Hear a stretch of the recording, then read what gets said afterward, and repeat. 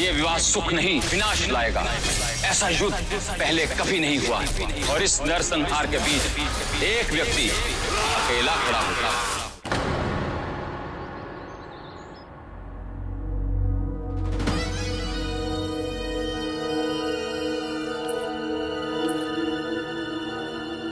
अब केवल ये परिवार ही नहीं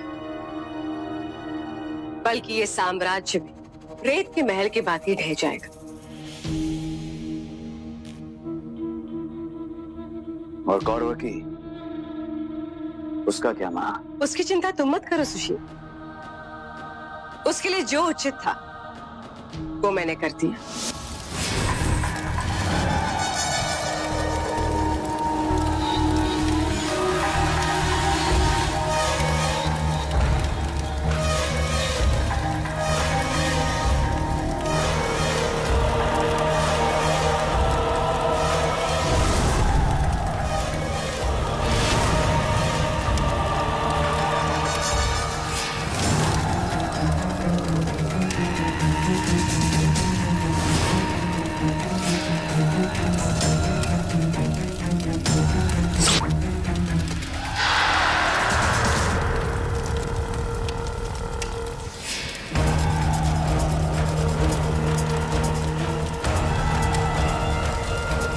बलि स्वीकार करने के लिए आभारी हो काली शक्ति।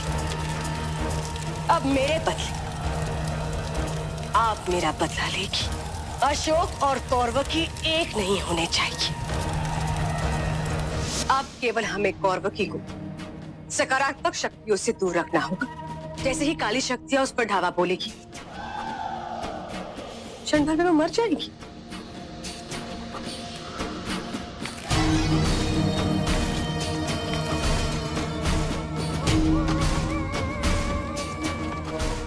आकर्षक लग रहे हो सुशील।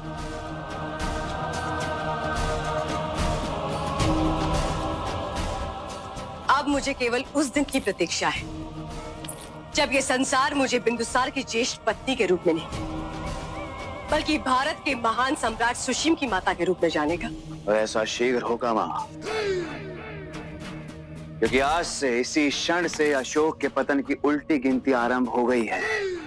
पहले उसका प्रेम मरेगा, फिर उसके अपने, फिर उसका स्वप्न और फिर स्वयं वो मरेगा।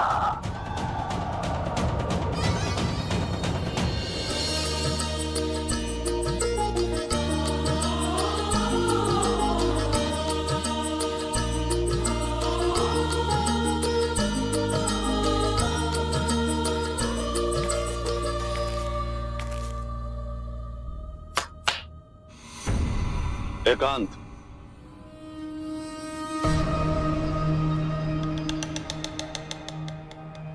अभी भी समय है कौरवकी। ये विवाह रुक सकता है। पिताजी मैं तैयार हो रही विवाह के लिए, और आप ऐसी बातें कर रहे हैं। एक पिता की पुत्री जब अपने जीवन का सबसे बड़ी भूल कर रही हो, उस पुत्री का पिता मौन कैसे रह सकता है? एक पिता का कर्तव्य होता है कि वो अपनी संतान को समझाए। इसलिए मैं तुम्हें बार बार समझा रहा हूं कि ना तो ये परिवार तुम्हारे योग्य है और ना ही अशोक। अशोक कैसा है ये वो व्यक्ति निर्धारित करेगा जिसने मगध के राजकोष की चोरी की। पिताजी, ये वही अशोक है जिसने आपका नाम अपने पिताजी के सामने नहीं लिया। आपके लिए वो अपमानित हुआ है। सम्राट और अशोक ने न केवल आपको जीवित रखा, एक अपराधी की पुत्री को अपनाया है। आज तक किसी राजा ने अपने पुत्र के लिए उतना नहीं किया जितना सम्राट ने अशोक के लिए किया। एक और एक ऐसा पिता है जो अपने पुत्र की प्रसन्नता को इतना महत्व दे रहा है, और एक और एक ऐसा पिता है जो अपनी पुत्री की प्रसन्नता को समझा ही नहीं। यदि अयोग्य कोई है तो वो हमारा परिवार, उनका नहीं। तुम बिंदुसार की अच्छाइयों पर मत जाओ कौरवकी। मुझे आभास हो रहा है कि वो कोई ना कोई योजना तो बना रहा होगा। विवाह के उपरांत या तो वो तुम्हें क्षति पहुंचाएगा या वो चंड मेरी हत्या कर देगा। पिताजी, अशोक मेरा होने वाला पति परमेश्वर, और मैं अपने परमेश्वर के विरुद्ध एक भी अपशब्द नहीं सुनी।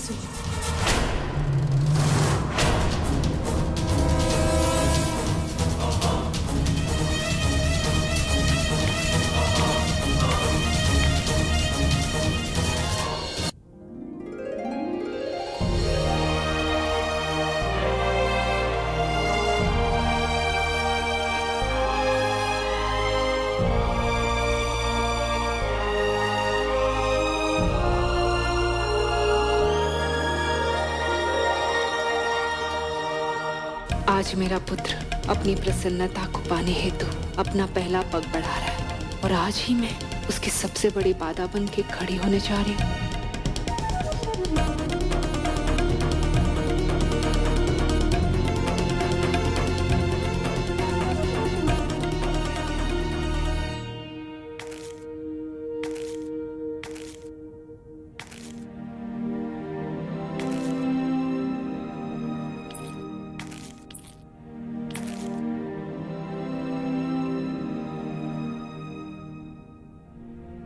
माँ,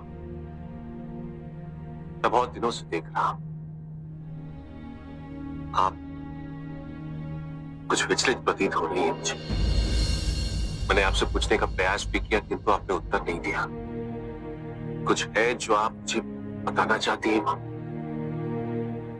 निसंकोच होके गई। चिंता ही सता रही है उसे।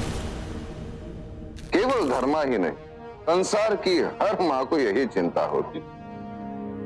जितना वो अपने पुत्र के विवाह के स्वप्न सजोती है, उतना ही वो डरती भी है। कई बहू आने के पश्चात अपना पुत्र उसे भुला न दे। माँ, आपका अशोक सब कुछ भूल सकता है माँ, किंतु माँ और मातृभूमि को कभी भी नहीं।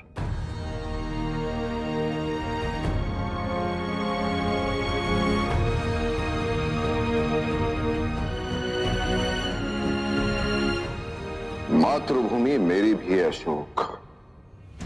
बस ये विवाह निर्विघ्न संपन्न हो जाए, उसके पश्चात मैं जगन्नाथ से निपट लूंगा। बिंदुसार विवाह के उपरांत समर्पण करने को तैयार तो हो गया है, परंतु हो सकता है कोई ना कोई चाल चले। आप निश्चिंत रहें भैया, मैंने अपनी एक विशेष टुकड़ी पहले ही इस महल के अंदर तैनात कर दी।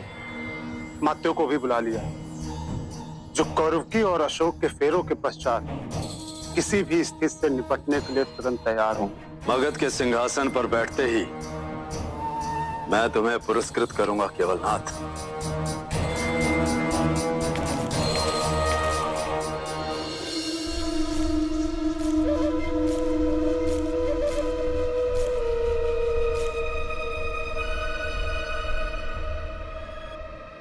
तुम पत्लिपुत्र से तक्षशिला के प्रांतपाल के रूप में जाओगे।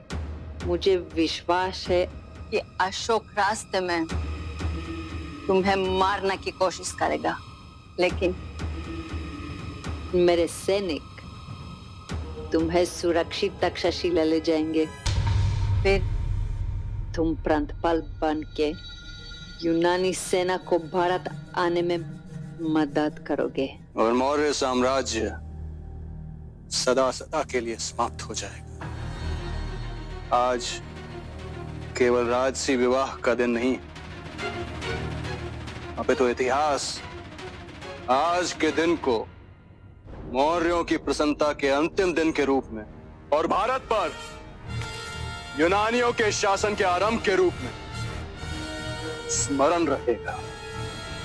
देख लो श्यामक, जो भी सपना देखना है देख लो, पर सच तो यही है कि यूनानी भारत पे क्या यूनान में शासन नहीं कर पाएंगे।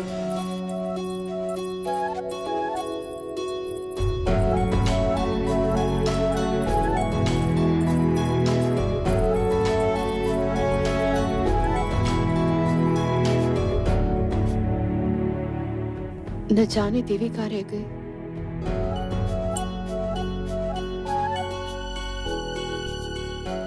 मेरी प्रार्थना स्वीकार करने के लिए कोटि कोटि धन्यवाद। आज अशोक और कौरवकी का गठबंधन मैं अपने हाथों से करूंगी। मेरी बनाई हुई चुनरी ओढ़कर राजकुमारी कौरवकी मंडप में बैठेंगी। आज दोनों के प्रेम की परिणति होगी।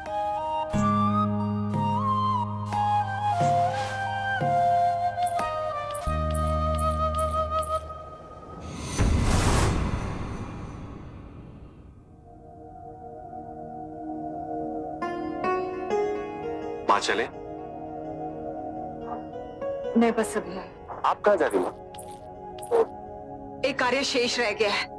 लग्न मंडप तक पहुंचने से पहले इसे पूर्ण करना अति आवश्यक है। किंतु माँ,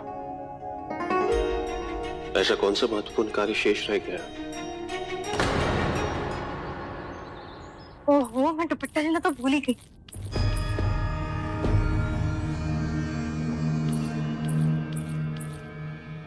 क्या हुआ काकी? आप रो क्यों रही हैं? कुछ बोली काकी? मेरा मन घबरा रहा है। रो नहीं तो क्या कर? बहुत दुर्बल हो गई हूँ। मुझे अशोक की माँ कहलाने का कोई अधिकार नहीं है। सर्वनाश का कारण बनूंगी मैं। सब कुछ जानते हुए भी मैं कुछ नहीं कर सकती। कुछ नहीं कर सकती। आप क्या नहीं कर सकी और किस सर्वनाश का कारण बनेंगी आप? मुझे कुछ समझ में नहीं आ रहा है। बोलिए काकी, मुझसे बोले में संकोच कैसा? मैं तो आपकी अपनी हूं ना, हूं या नहीं?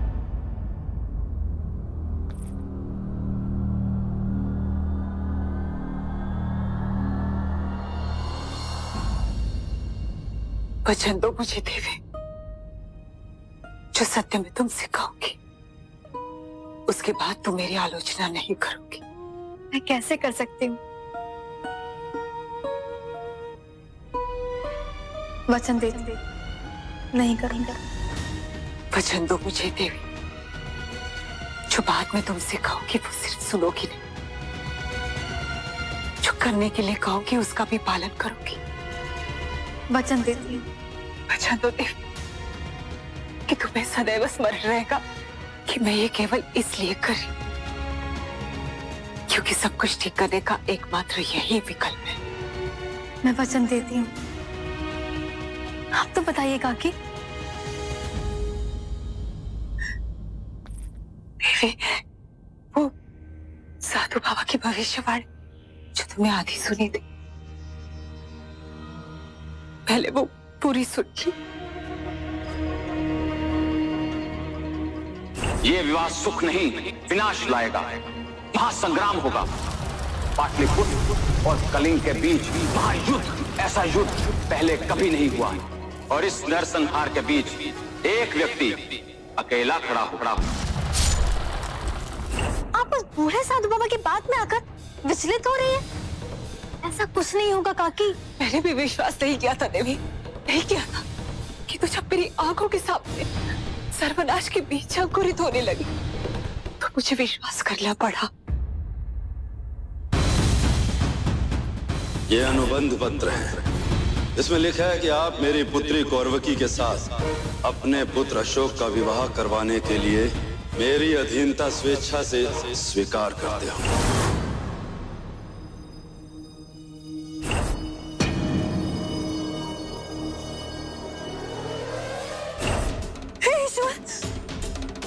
यदि अशोक को ज्ञात हुआ कि ये विवाह इतने बड़े मूल्य पर हो रहा है तो अशोक तो... इसी का भय है मुझे देवी। यदि मैं ये विवाह तोड़ती हूँ तो अशोक और कौरवकी का हृदय खंडित हो जाएगा। और यदि ये विवाह में होने देती हूँ तो जब अशोक को ज्ञात होगा, जब वो सत्य जान जाएगा तो वो फिर से चंड बन जाएगा, नरसंहार कर देगा वो। कौरवकी, काकी, हमें कौरवकी से बात करनी चाहिए। वो सब कुछ ठीक कर देगी। वो अशोक और उसके पिता के बीच की दूरियों को मिटा देगी काकी। हमें उससे बात करनी चाहिए। कौरवकी नहीं, क्योंकि उस साधु बाबा के अनुसार कौरवकी कुछ नहीं कर पाएगी। कौरवकी तो जब अशोक के साथ रहेगी तो कुछ करेगी। अर्थात मेरे कहने का आशय समझ जाओगी। तुम्हें अशोक के लिए योग्य कन्या मिलेगी और फिर तुम स्वयं इस विवाह को तोड़ दोगी। दूसरी कन्या? कौन? नहीं काकी, कौरवकी के अतिरिक्त अशोक किसकी बात सुनता है, किस पर विश्वास करता है? अशोक कौरवकी से ही प्रेम करता है और कौरवकी उसके योग्य है। मुझे नहीं लगता कि कोई भी लड़की कौरवकी का स्थान ले सकती है। एक है,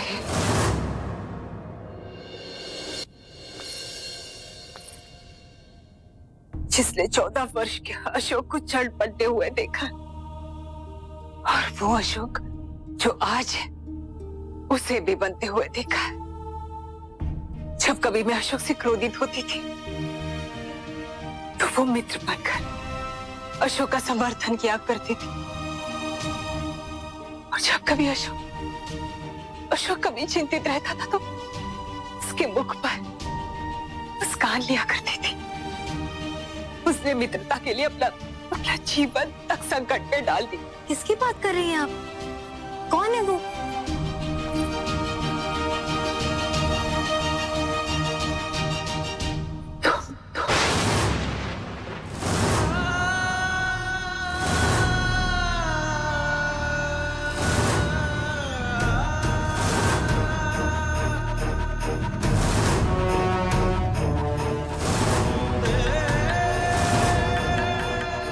हाँ देवी, तुम ही हो जिसे अशोक के साथ होना चाहिए।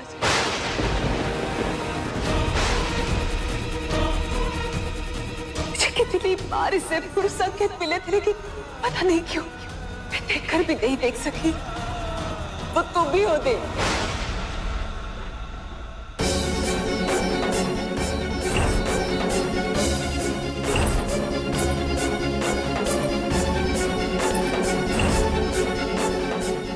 नहीं काकी, नहीं, ये असत्य है। वो सब सहयोग था, इनका कोई अर्थ नहीं।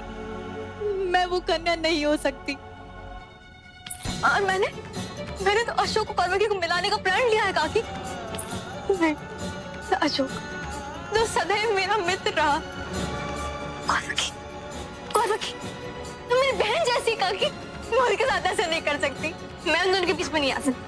देवी, मुझसे ये नहीं सो सकती। देवी मेरी बात सुनो। मैं बीच नहीं आऊंगा। देवी, हृदय सिर्फ तुम ही नहीं दुखाओगी, मैं भी दुखाऊंगी, और वो भी अशोक कौरवकी का नहीं बल्कि सम्राट का भी।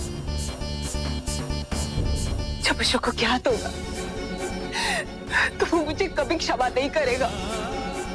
जब आपकी कोख से किसी का जन्म बहुत बड़े उद्देश्य के लिए हुआ तो कुछ बलिदानों की अपेक्षा तो स्वाभाविक है। मैं अशोक को उससे अधिक जानती हूँ। मैं ये भी जानती हूँ कि यदि उसे माँ और मातृभूमि में से किसी एक का चयन करना पड़े तो वो केवल मातृभूमि का चयन करेगा। इसलिए मैं उसे एक पर्याप्त कारण भी देने वाली हूँ। यदि मेरे ऐसा करने से युद्ध टल जाता है तो असंख्य माताओं की कोख उजड़ने से बच जाएगी। तो आज मैं ये बलिदान दे रही हूँ। तुमने मेरी बात मानने का वचन दिया है देवी, इसलिए तुम मेरी सहायता करने के लिए बाध्य हो। जो चुनरी तुम कौरवकी को उड़ाने जा रही थी उसे तुम उड़कर तैयार हो जाओ। मैं जानती हूँ मैं बहुत बड़ा निर्णय ले रही हूँ, लेकिन भगत के हित के लिए यही उचित है।